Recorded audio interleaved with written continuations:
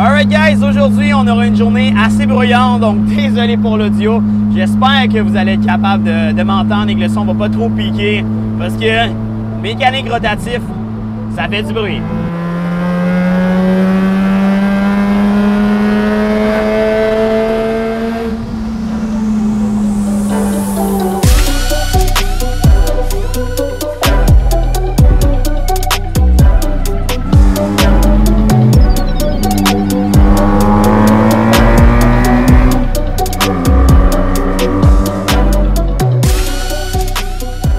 Aujourd'hui, on est dans le Datsun 620 de mon ami Seb Pepski, ou Seb Pépin, c'est son vrai nom, mais la plupart des gens le connaissent comme Pepski ou Pepsky. Puis, c'est une belle bête, une très belle bête. 620 1979, avec une mécanique pas mal plus récente. On a une mécanique de 2005 qui n'appartient pas à Nissan ou Datsun. La mécanique vient d'un fameux RX8, les 13B. On a fait une petite conversion avec des ITB et à carburateur aussi par le fait même parce que c'est une mécanique qui d'origine est à injection. Là, on a fait ça un petit peu plus old school parce que tant qu'à moi, tant qu'à au propriétaire aussi, ça fit un petit peu mieux avec le era du véhicule. On est dans un pick-up, mais on s'entend, on est loin de ton F-150. Pas mal plus petit que ça, vraiment nimble. C'est plus comme un char avec une cam pour être bien franc avec vous, là. Avec une cab qui, à chaque fois que je fais un pull, est sur le bord de pogner en feu parce que rotatif, ça fait des flammes. Puis celui-ci, il fait pas exception. Assez lightweight pour plus ou moins 220 forces au crin. Alors, ça se déplace. Qu'est-ce qui est nice avec ça, c'est que vu que c'est un rotatif, on rev haut.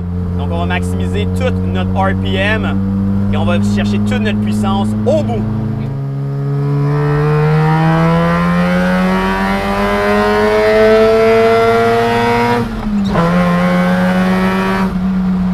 Des rotatifs, guys. 13B REN. Actuellement, vu qu'on n'a pas l'injection puis qu'on n'a pas vraiment un ordi, un gros système de management électronique, parce qu'on a fait la conversion en carburateur, techniquement, on n'a pas de fond RPM. Le Exit-Ring Shaft est capable de faire spinner les rotors assez rapidement. Le power band, parce que quand on rentre très haut RPM, on tombe que le véhicule flotte, il n'y a pas plus de horsepower. C'est pas plus tu rev, plus tu as du horsepower à un certain point, ça arrête. On ne peut plus en chercher d'autres, donc ça fait juste flotter. On n'a pas plus de gain à plus haut RPM. Qu'est-ce que j'apprécie spécifiquement du véhicule? Le beau rêver à 8000-8500 RPM étant pas mal le sweet spot. Comme je l'ai dit, il n'est pas bloqué. Donc si on veut rêver over 9000, on peut rêver over 9000. Donc là, le swap, on peut pas vraiment dire qu'il est straightforward parce que habituellement, un Nissan ou un Datsun, quand on swap mécanique Mazda, c'est pas conçu d'origine. Puis, d'origine, on avait un L20, fait qu'un petit 4 cylindres en ligne de 2 litres qui faisait roughly 115 horsepower. Donc on est loin des performances qu'on a actuellement dans le véhicule. Puis ça se sent que l'auto est nerveuse, ça sent que l'auto est allé parce qu'on a la transmission aussi des RX8 2005. Donc on a quand même un gearing assez sharp, puis on a une 10e vitesse parce que là en ce moment, je joue en 3e parce que vous le savez, les rotatifs, ça n'a pas vraiment de low end torque. On va tout chercher la plage de puissance à haut RPM, donc au-dessus de 5000, 5500 tours, c'est là que l'auto devient un petit peu plus lively. Pour la vitesse, je peux pas vous le dire parce que le classeur ne fonctionne pas. Donc je vais de vitesse relativement aléatoire. Mais on sent quand même avoir l'aérodynamisme du pick-up. C'est pas fait pour faire du top speed. Pour vrai, à 120, 130, ça commence à être relativement rapidement pour le châssis.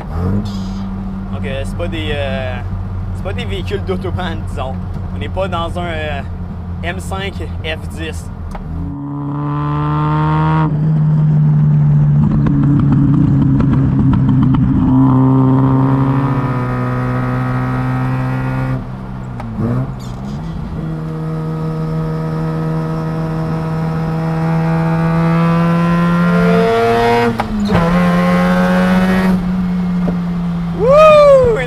Là-dessus.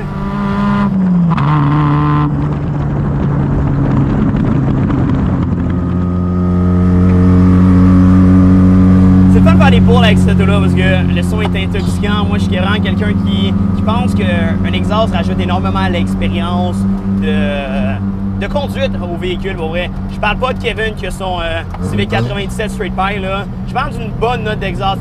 Oui, c'est le fun, être loud, mais je pense que si tu es très loud, il Il faut être bruyant, mais avec une belle note. Pas juste straight pipe pour faire du bruit, pour faire du bruit. Puis même à ça, même straight pipe avec un stem deaders ou collecteur d'échappement si vous préférez, adéquat, à point. Pas mal tous les véhicules peuvent avoir une note d'exhaust semi-décente.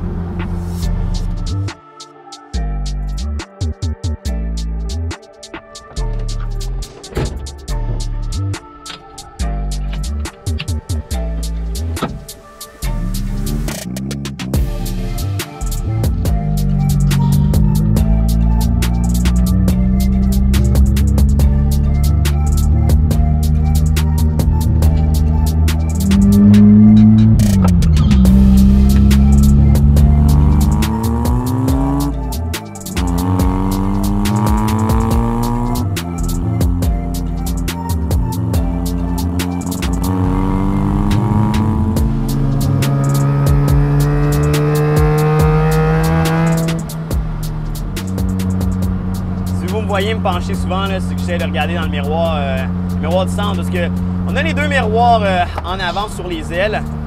C'est vraiment beau. Ça fit avec le Era, ça fit avec le look du véhicule. Mais est-ce que c'est fonctionnel?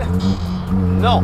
Il y a 3 Datsun que je conduis, un 620, un 510, puis j'ai aussi conduit un 260, 260Z. Super beau, zéro efficace. On voit rien en ce moment, j'ai même pas pris la peine de les ajuster, mais même ajustés, ils sont assez loin que c'est pas full efficace, c'est vraiment plus pour le look.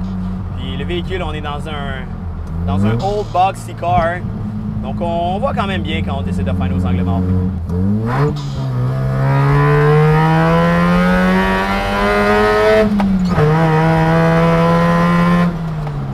Son, on en a redemande. Quand on commence à frapper les plus hautes fréquences, au-dessus de 5500 tours, c'est là que ça devient plus qu'agréable à entendre.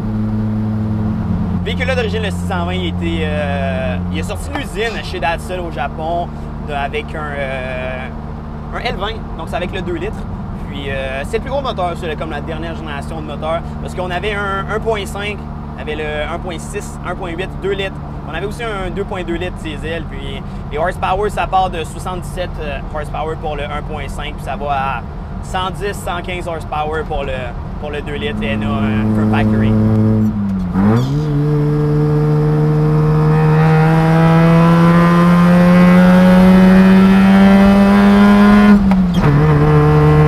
On va se dire, les 620, c'est un véhicule assez rare parce que j'ai déjà conduit un 510, puis pas mal la même histoire pour les 620 de Datsun. C'est des véhicules qui étaient faits en petites doses, c'est des véhicules qui pourrissaient assez facilement. Ils arrivaient du Japon sur le boat ici, puis il y en avait déjà qui devaient être envoyés à la paint shop parce que ça rouillait ou il y avait vraiment des gros défauts là-dessus. Donc ça a couru les routes pendant un certain temps, puis maintenant ça court vraiment pas les rues. On a un brake booster qui fonctionne pas super bien. Donc pour vrai, on dirait vraiment qu'on a des freins manuels. Of course, on n'a pas de power steering. Puis une bonne vieille transition manuelle avec 3 pédales comme on aime. On sent toutes les bosses. On est assis dans les bancs d'Eric Switch justement, donc c'est une des nombreuses petites touches que Seb a décidé de mettre à son goût pour le véhicule, qui tant qu'à moi fit perfectly. Position conduite un petit peu weird, par contre, moi je suis un grand fan des bancs qui souvent sont inconfortables parce que je suis un petit 16, donc je rentre super bien dans pas mal n'importe quel bucket seat. Donc ceux-là, ça va être des sièges sport, c'est pas les sièges sport dans lesquels il faut s'attendre pour un race car ou pour un sport car. Mais justement, ça tombe bien. On est dans un pick-up, donc on n'a pas besoin des bancs, des vrais bucket seats, mettons.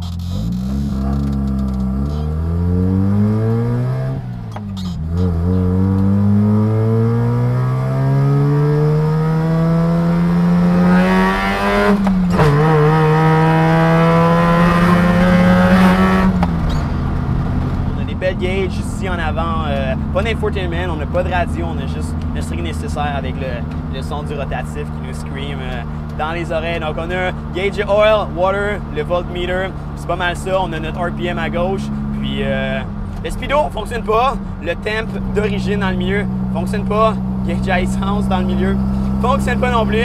Donc on y va au pif.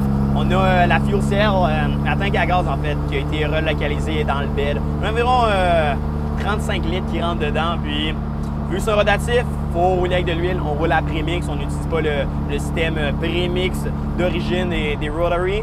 Donc, pour le 35 litres, si on fait un plein, Seb, propriétaire, il met environ 350 ml d'huile straight dans le gaz. Donc, au idle, on peut le voir fumer. Puis pour les amateurs de motocross 2 temps, ça sent un petit peu comme le 2 temps. Donc, Front Factory, l'auto, la suspension, c'est un double wishbone monté très bas dans l'engine bay avec des lames. On a rechangé ça. En avant, on a un kind of subframe avec une suspension custom qui vient de RX7 FC. Donc, on peut mettre un true coilover. Désolé si c'est shaky, là, guys. Les routes sont atroces ici. Mais, on peut mettre un true coilover. Actuellement, on est juste sur un kit de Chuck Spring Tokiko. En arrière, on a une géométrie de suspension de RX7 FP, donc la génération juste avant. Donc, ce qui fait en sorte, c'est qu'on a beaucoup plus de place dans les ailes aussi, surtout avec les wide fenders. Mais l'auto se conduit plus up-to-date, je te dirais. Côté roues, on a pas mal des milliards de specs pour les roues. On roule sur du 15 par 8, sur du 205/50/15.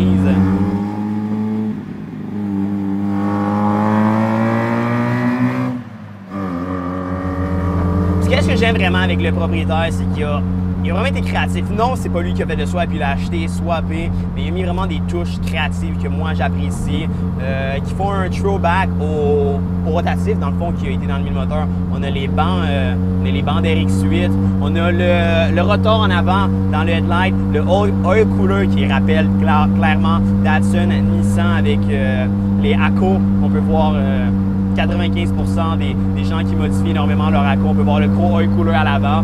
Puis c'est très beau. Justement, c'est un oil cooler Front Factory qui vient dans les RX7 FC Turbo. Donc encore une fois, une touche rotative là-dedans.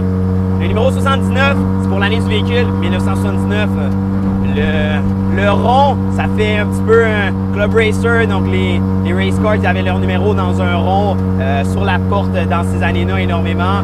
Puis aussi, un petit rappel au drapeau du Japon, c'est ça que le propriétaire me disait. Et les 3-4 cracks qu'on peut voir dans le rond, c'est faire un petit throwback en mémoire des nombreux séismes qu'il y a sur le continent japonais, justement. On a la colonne de direction d'origine, on a le steering rack d'un RX7 FB, donc ça fait en sorte qu'on a un turning radius. Mais du moins qu'on tourne moins le volant pour avoir un turning radius relativement généreux. Quelque chose qui est weird avec l'alignement qui pousse un peu plus le turning radius, c'est que les roues ils tournent pas exactement avec le même angle. Donc on dirait littéralement qu'on a un kit d'angle sur un char de drift. Donc quand on est full lock puis on essaie d'avancer, le tout a tendance à vouloir understeer parce que ça pousse un petit peu du vent avec l'angle justement des deux roues à l'avant. Le tout a énormément de caractère à conduire. J'aime le volant en bois. J'aime ici on a un handbrake hydro qui nous sert pas vraiment parce que c'est pas dans un drift car. Et si tu veux yank l'handbrake, tu peux yank l'handbrake puis juste faire ça. L'auto ralentit puis je sens donner des coups. Donc quelque chose qu'on peut servir aux besoins. De toute façon, on n'a pas énormément de torque, mais on a 220 horsepower dans un châssis assez léger. Donc, il y a moyen de faire des donuts, il y a moyen de faire des burn-out. Je vais m'abstenir de les faire parce que techniquement, le véhicule il est déjà vendu. Puis, je fais le review avec le propriétaire actuel. Mais le dépôt est donné, le tout est déjà vendu. Donc, on va essayer de ne pas finir les nitos qu'on a en arrière. Donc, on fait attention à ça. J'aime comment la clutch fonctionne. On sent le stopper. Chaque fois que je clutch, on l'entend le fond. La pédale, elle grince un peu, ça met le caractère à l'auto. L'auto est un peu plus vieille. Quand tu freines fort, tu sens le devant qui veut chasser parce qu'on n'a pas le meilleur système de frein. On a quand même fait de l'upgrade. On a encore une fois, on a des disques breaks en avant en arrière de RX7 FC qui touchent encore au rotatif, des ports des rotatifs qu'on a utilisés. Puis overall, vraiment, vraiment cool. 13B, REN, swappé là-dedans, ça a sa place. Ça a sa place, ça fait du sens avec gros carburateur, donc on entend le son d'induction aussi. Pas d'induction turbo parce qu'on est resté NA, on n'a pas besoin d'énormément de power là-dedans, mais c'est vraiment super sick à conduire. À chaque fois qu'on décèle, qu'on rev match, on entend les pop-up en arrière, on voit les flammes sortir, et on est en plein jour. c'est très ensoleillé, je suis quand même capable de voir les flammes à droite d'un certain angle quand j'essaie de regarder dans le miroir pour m'ajuster. Je peux voir ça sur le bord du rear quarter panel. Puis c'est pas juste des flammes en power shift, c'est des flammes constantes. Parce que je le rappelle, rotatif, celui-ci spécifiquement, on roule prémix. Donc, on roule de l'huile, on brûle du gaz, on brûle de l'huile. Donc, ce qui fait en sorte que les flammes peuvent rester un certain temps en décélération, puis même au idle. Ça, c'est hot.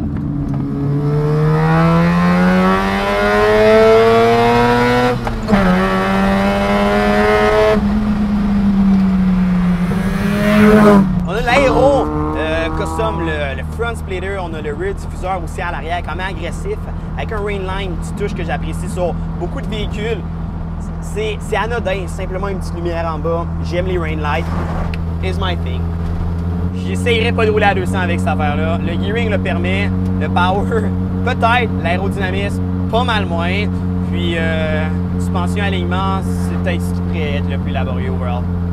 La cage à l'intérieur, tout est vert. La peinture custom, 2 tons qui fit avec l'âge du véhicule, qui fit avec la génération du véhicule. Puis c'est hot, c'est beau, puis fidèle au rotatif, parce qu'on fait bien les flammes. L'instincteur juste en bas de la caméra, juste une case, tout le temps attaché là, sur le bord de la cage.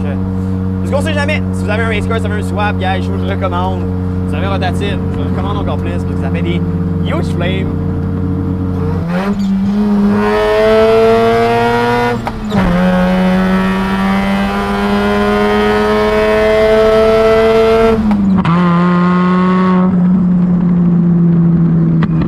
Ce qui s'en vient là, ça va être nice. Le channel, il est là pour rester, il est là pour grandir. Je veux bâtir la communauté autour du channel. J'ai tellement d'idées crazy que je veux vous montrer, des choses que je veux faire, que je veux produire, que je veux mettre sur YouTube, que je veux mettre online. Donc suivez-moi sur toutes les plateformes, YouTube, TikTok, Instagram, Andrew Billion sur everything. Je vais pas vous laisser tomber.